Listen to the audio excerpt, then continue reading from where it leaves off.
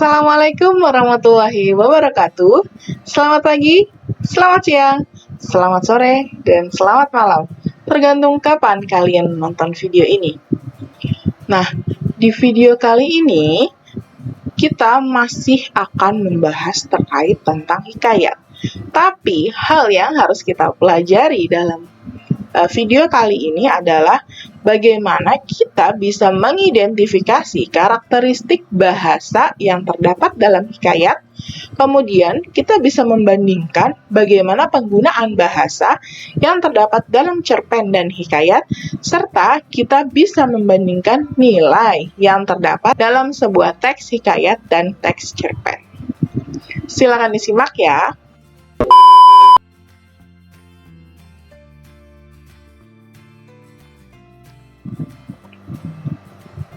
Nah, sebelumnya, di video sebelum-sebelumnya telah disinggung bahwa bahasa yang digunakan dalam sebuah teks hikayat itu berbeda dengan teks lainnya. Nah, secara umum ini disebabkan karena hikayat itu kan salah satu sastra Melayu klasik ya, jadi bahasanya pun tidak jauh berbeda dengan bahasa Melayu klasik atau biasanya menggunakan bahasa Melayu klasik. Nah, kemudian ciri bahasa yang dominan dalam sebuah hikayat itu adanya penggunaan konjungsi pada tiap awal kalimat. Sebelumnya sudah pernah disinggung ya, dan adanya penggunaan kata arkais. Nah, apa sih yang dimaksud dengan penggunaan kata arkais itu? Dan contoh untuk konjungsi awal kalimatnya itu seperti apa? Kita lihat ya. Nah, penggunaan konjungsi dalam sebuah hikayat. Sebelumnya sudah dijelaskan ya bahwa sebuah teks hikayat itu merupakan teks yang berjenis narasi, yang isinya adalah bercerita, menceritakan tentang suatu kejadian atau peristiwa. Nah, kemudian dalam sebuah peristiwa itu pasti ada yang namanya alur ya. Jadi kita membutuhkan sebuah konjungsi untuk menyatakan urutan kejadian atau waktu kejadian. Nah, contohnya ini bisa kalian lihat jika kita bandingkan dengan cerpen ya. Penggunaan konjungsi dalam hikayat dan pada cerpen. Di sini kalian bisa lihat ada beberapa konjungsi seperti ini ya, sebelum dia pergi. Kemudian hatta itu artinya selanjutnya ya, sudah diberitahu sebelumnya. Ada hatta, kemudian di sini ada maka ya, di sini ada maka. Nah, kemudian ada maka lagi di sini dan seterusnya. Kemudian di sini bagian akhir kalimat dalam paragraf di hikayat ini ada lalu. Nah, jadi itu merupakan konjungsi hubungan antara waktu. Nah, kemudian untuk penjelasannya bisa kalian lihat di bagian bawah sini. Konjungsi sebelum ya, konjungsi sebelum dalam hikayat itu menunjukkan urutan waktu, sedangkan konjungsi lalu menyatakan urutan kejadian. Jadi penggunaan konjungsi yang tepat itu sangat penting untuk mengembangkan sebuah alur cerita, baik itu dalam hikayat maupun prosa lainnya. Nah, kemudian di sini ada sebuah kutipan cerpen ya di koran Kompas Minggu. Contohnya di sini ada penggunaan konjungsi ketika ya, di sini ketika. Kemudian di sini ada konjungsi selanjutnya. Jadi dalam cerpen, hikayat atau prosa lainnya itu yang jenisnya narasi itu pasti menggunakan konjungsi hubungan antar waktu. Sampai sini bisa dipahami ya? Nah, contoh penggunaan konjungsinya. Di sini ada sebuah teks hikayat. Ini teks hikayat judulnya Burung Bayan ya. Di sini bisa kalian lihat di setiap awal kalimat dia menggunakan konjungsi maka. Ini konjungsi waktu ya. Maka berkeinginanlah istri Khojan Maimun untuk mendengarkan cerita tersebut. Maka Bayan pun berceritalah kepada Bibi Zainab dengan maksud agar ia dapat memperlalaikan perempuan itu dan seterusnya. Nah, di sini jelas ada konjungsi waktu ya, di sini khususnya konjungsi waktu di setiap awal kalimat.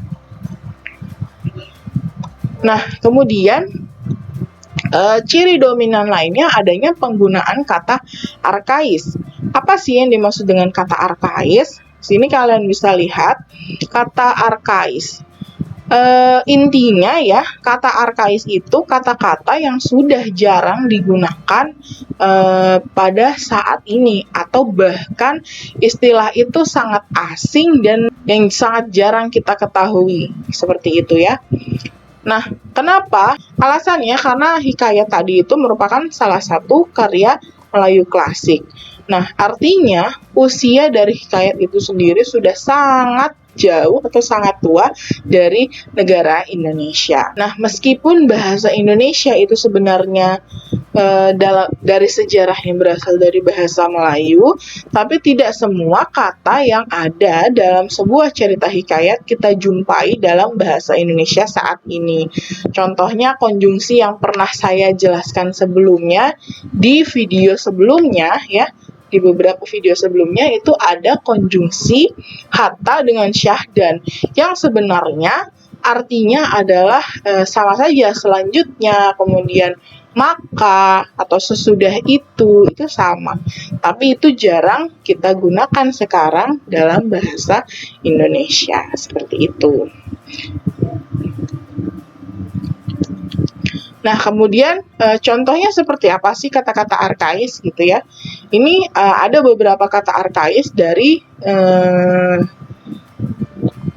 beberapa hikayat ya. Di sini ada kata beroleh, kemudian titah, kemudian buluh, mahliga, ini sudah jarang digunakan.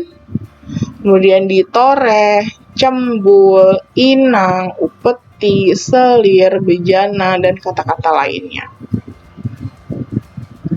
Untuk maknanya seperti apa?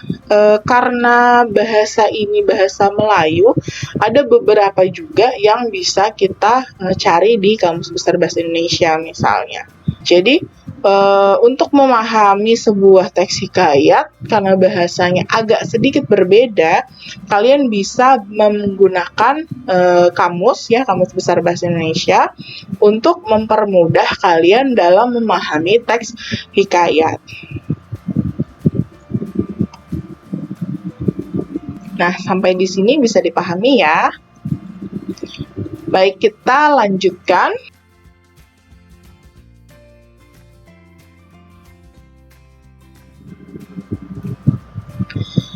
Membandingkan penggunaan bahasa yang ada dalam cerpen dan hikayat. Nah, seperti yang sudah disinggung sebelumnya, bahwa hikayat merupakan teks narasi. Begitu pula dengan cerpen, ya. Jadi hikayat dan cerpen sama-sama jenisnya teks narasi. Nah, teks narasi yang seperti apa? Kebanyakan adalah narasi fiksi, ya. Tapi tidak menutup kemungkinan juga bahwa teks narasinya ada yang berdasarkan fakta, tapi pasti dibumbui dengan fiksi. Kemudian dari kedua teks tersebut, baik hikayat maupun cerpen, seperti yang saya jelaskan sebelumnya, bahwa unsur pembangunnya antara hikayat dengan prosa lainnya itu tidak jauh berbeda, bahkan mungkin sama. Apa saja? Ya, ada unsur intrinsik dan unsur ekstrinsiknya. Untuk unsur intrinsiknya apa? Mungkin kalian masih ingat ada beberapa unsur intrinsik atau unsur pembangun yang berasal dari dalam cerita itu sendiri, yaitu ada tema, tokoh dan penokohan, alur, latar, kemudian ada gaya bahasa atau bahasa, kemudian ada sudut pandang, bahkan amanat, gitu ya. Kemudian dari unsur ekstrinsiknya itu juga tidak jauh berbeda. Ada nilai-nilai yang ada di dalamnya. nilai, misalnya nilai agama, sosial, budaya gitu ya. Nah, yang membedakan adalah kalau hikayat itu biasanya anonim kan, anonim atau tidak diketahui pengarangnya, sedangkan cerpen itu diketahui penulisnya atau pengarangnya. Jadi ada sedikit perbedaan dari si penulisnya ya, si penulis ceritanya. Kemudian kalau unsur lainnya, misalnya latar belakang sosial budaya itu sama. Latar belakang penulisnya itu yang berbeda, karena tadi hikayat itu anonim, sedangkan cerpen itu bisa kita ketahui penulisnya atau pengarangnya. Kemudian kalau dalam hikayat tadi ada silsilah atau keturunan, sedangkan cerpen itu tidak. Nah, selanjutnya adalah kaidah bahasanya. Kaidah bahasa yang dominan dalam hikayat dan cerpen itu biasanya menggunakan majas atau gaya bahasa, dan adanya penggunaan konjungsi yang menyatakan urutan waktu dan urutan kejadian. Kenapa? Karena tadi hikayat dan cerpen ini sama-sama merupakan sebuah teks narasi. Kemudian teks narasi yang seperti apa? Fiksi. Dan biasanya itu penggunaan majas atau gaya bahasa itu untuk mendukung cerita itu sendiri, untuk memperkuat seperti itu. Kemudian kenapa ada konjungsi yang menyatakan urutan waktu atau kejadian? Karena teks narasi. Yang namanya narasi itu teks yang isinya adalah cerita.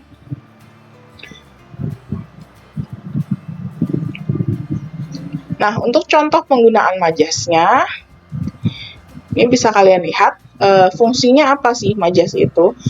Tadi sepertinya sudah saya jelaskan ya sebelumnya, bahwa dia untuk mendukung ya. Jadi majas atau gaya bahasa itu untuk mendukung atau membuat cerita lebih menarik lagi jika dibandingkan dengan teks biasa atau teks yang teks ilmiah yang maknanya lugas.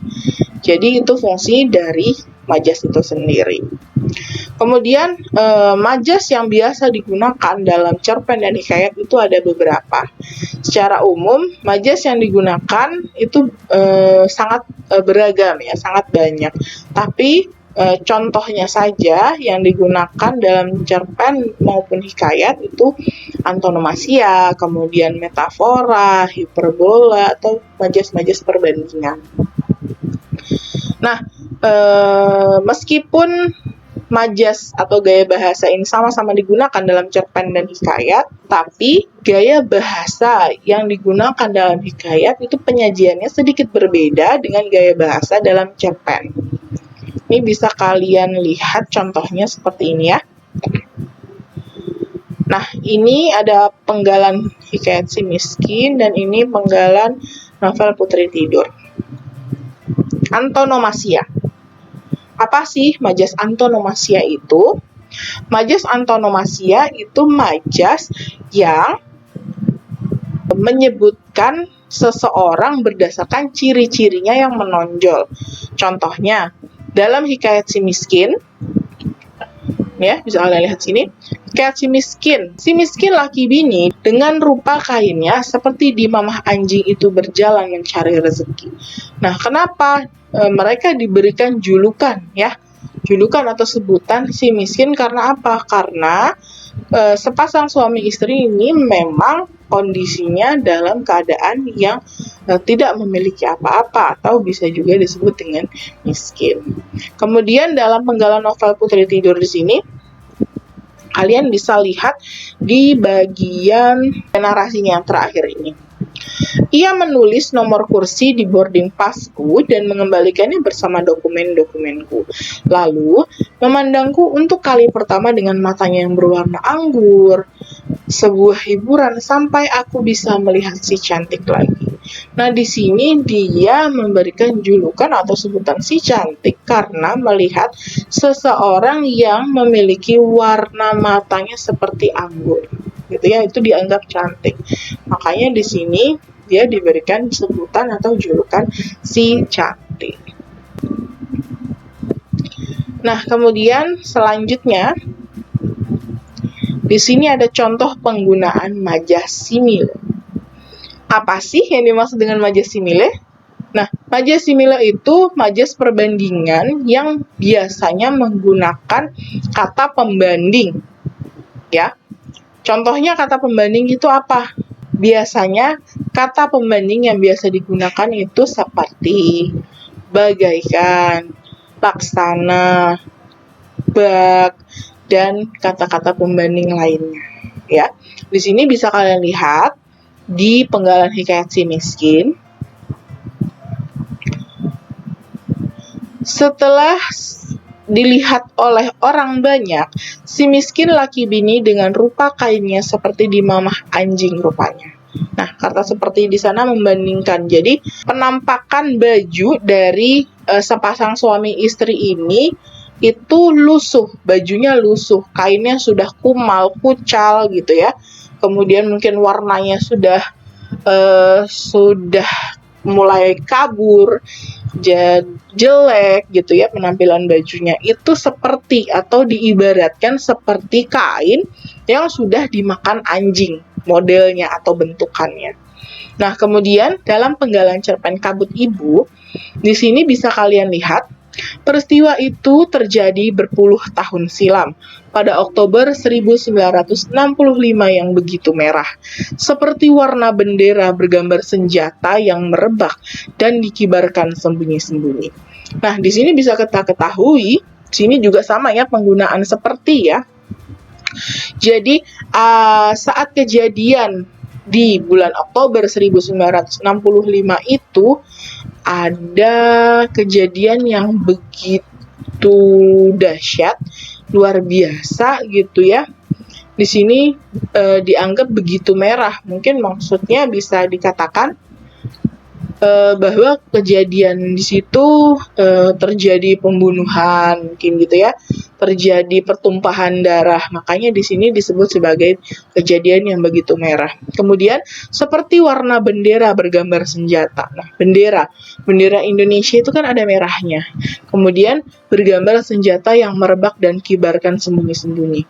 Karena perjuangan bangsa Indonesia untuk mengibarkan bendera merah putih dulu dengan cara apa? Dengan cara berperang, misalnya dengan menggunakan senjata seperti itu ya. Jadi di sini sama-sama menggunakan majas simile dengan contohnya itu penggunaan kata seperti.